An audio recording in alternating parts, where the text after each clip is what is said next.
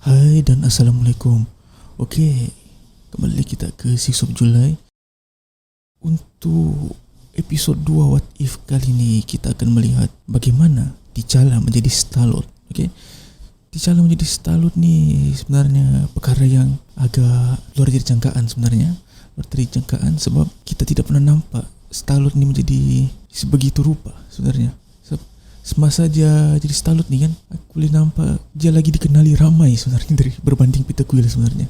So Peter Quill, kalau kita boleh nampak di Guardians of the Galaxy pertama, dia ada yang kenal dia. Biarpun dia sebut nama Star-Lord tu, dia ada yang kenal. Terus macam yang pembantu si Ronan ni kan, orang suruhan si Ronan ni pun bingung, Star-Lord? Siapa Star-Lord? Jadi di sini kita boleh nampak bila si T'Challa yang jadi Star-Lord, dia macam nampak macam lebih dikenali ramai sebenarnya di galaksi. So semasa orang suruhan si Ronan itu datang, dia hanya membuka topengnya.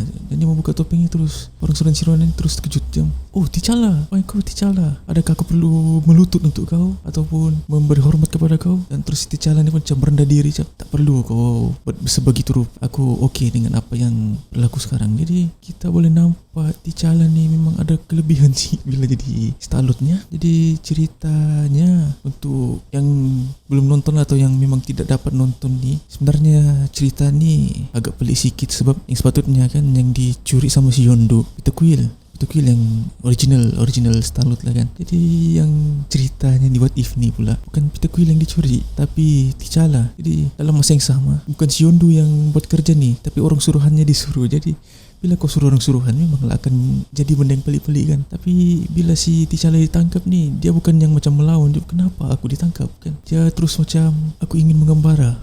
Jadi dia maksudnya bilang ingin mengembara lah ceritanya. Jadi bermulalah cerita T'Challa di situ. Jadi 20 tahun kemudian mereka meraihkan kejayaan mereka di bar. Di bar tu pun ada satu perkara yang sebenarnya cringe lah, orang bilang cringe sebab kau pelik kenapa benda ni berlaku. Jadi cerita ni kalau boleh nampak Thanos yang kau kenal yang ingin menstabilkan sumber alam di dunia dengan membunuh separuh orang dari setiap planet. Tapi dalam cerita ni dia menanam, maksudnya dia jadi petani di galaksi. Jadi nampak pelik di situ dan orang panggil dia genocide atau apa, encik genocide begitu. Jadi sebenarnya Thanos ni aku sebenarnya tahu dia akan muncul. So aku nampak watak pelakon ni yang original pelakon Thanos ni ada di situ masa pembukaan What If. Kalau masa selain Thanos, Nebula. Okay, Nebula pun ada dalam situ tapi dia versi yang Jun, versi yang ada rambut. Lepas tu yang Peta berkata-kata, bukan macam yang Nebula yang kita kenal ni kan. Dia macam ada sikit sebutan-sebutan macam robot, macam dia macam ada pelat-pelat sikit. Tapi versi Nebula ni dia tidak ada pelat-pelatnya, dia macam manusia biasa yang hanya mempunyai tubuh robot hanya di bagian muka.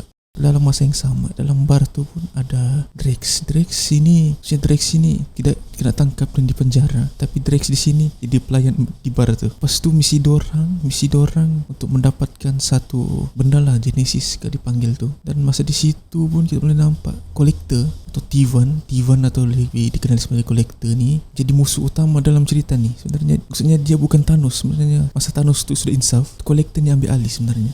Kalau kita ambil alih kekosongan yang ada di galaksi itu jadi penjahat yang terbesar. Dan orang suruhan Collector pun boleh dikatakan sebenarnya ikut timeline yang sebenar, dia merupakan orang suruhan Thanos. Tapi dalam cerita ni mereka tu jadi orang suruhan Collector. Ayah si T'Challa pun tidak mati dibunuh oleh si Bucky. Atau lah mungkin ini timeline sama dengan episod pertama, aku dah tahu juga. Sebab kalau episod pertama kan kita tahu Bucky tidak mati dan putus tangannya, itu Soldier itu tidak wujud. Jadi aku rasa mungkin kemungkinan timeline-nya tu berkait.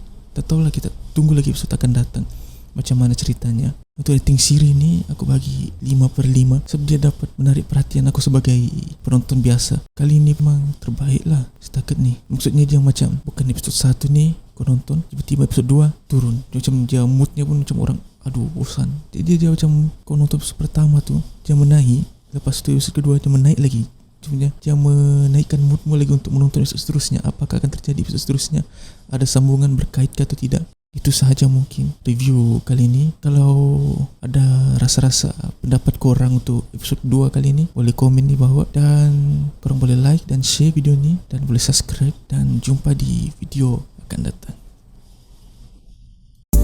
Hey guys, terima kasih kerana sudah menonton. Dan Yang sudah subscribe terima kasih juga, dan yang belum subscribe sila tekan butang subscribe di bawah tuh dan tekan butang lonceng untuk dapat notifikasi video-video baru. Dan yang belum like sila like, dan yang belum follow Instagram sila follow Instagram, link ada di description. Itu saja, jumpa di video akan datang, bye.